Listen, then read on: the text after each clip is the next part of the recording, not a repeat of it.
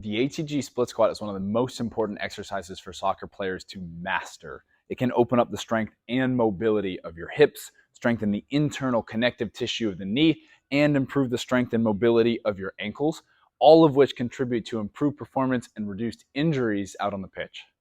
By working all the way into this bottom position, you get an amazing stretch on this back hip flexor. And because it's supporting your body weight or even additional load, you get stronger here as well compared to just stretching alone. This style of training is key because it helps our muscles become long and strong rather than strong and stiff or loose and weak, as what tends to happen with a lot of traditional training methods.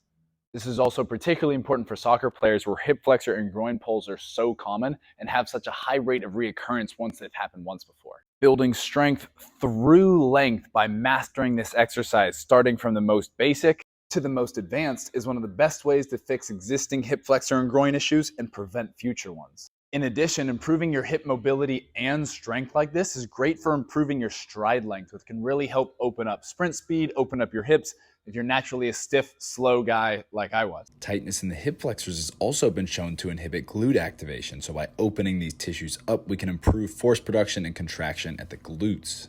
Training full range of motion at the knee helps lubricate and strengthen the internal connective tissue of the joint for stronger joints from the inside out.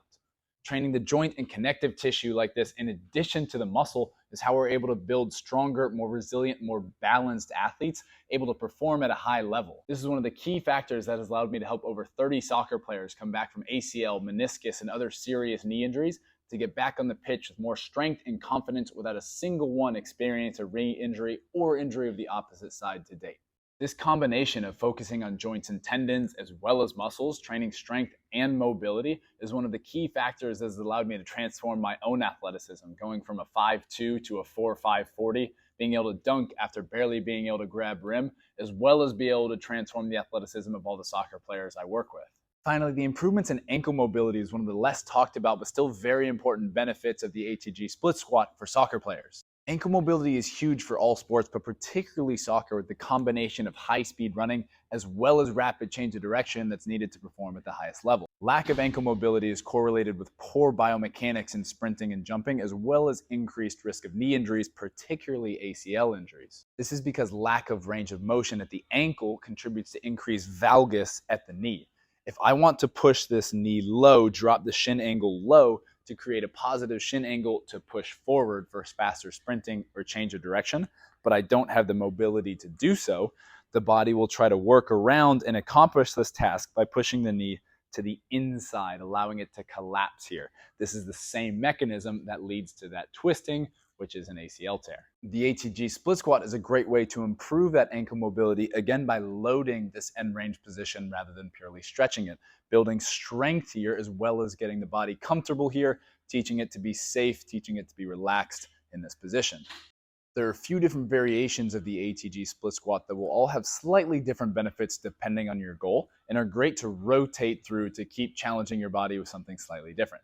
Elevating the heel is great for putting a little bit more bias, a little bit more emphasis on that front knee, and is great for high reps, healing, and regeneration. Working towards flat ground with the heel down is much more challenging for the hip and ankle mobility and is a great long-term goal for improved performance and injury prevention. Working with a floating heel or even a reverse wedge is a great way to get a little bit extra stretch and loading through the foot, ankle, and plantar fascia. No matter where you're starting from or what your goal is, working towards mastering this exercise, starting with elevation and support, then dominating your own body weight, and finally controlling additional weight, is how you can move better, reduce injuries, and improve your performance on the pitch. If you want to see exactly how I use this exercise to help soccer players improve their performance, check out the ATG for Soccer program on the ATG app. If you want one-on-one help with your ACL or other serious knee injury, send me a message either here or on Instagram. And until next time, bye.